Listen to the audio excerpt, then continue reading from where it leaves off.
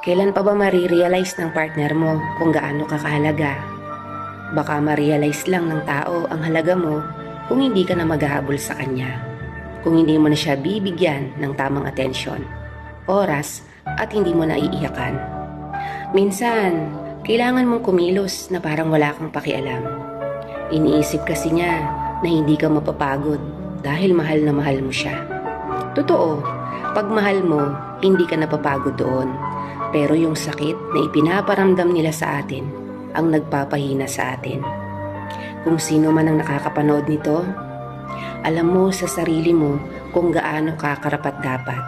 Kaya itigil mo na ang pagtutok sa taong hindi karapat-dapat sa iyo.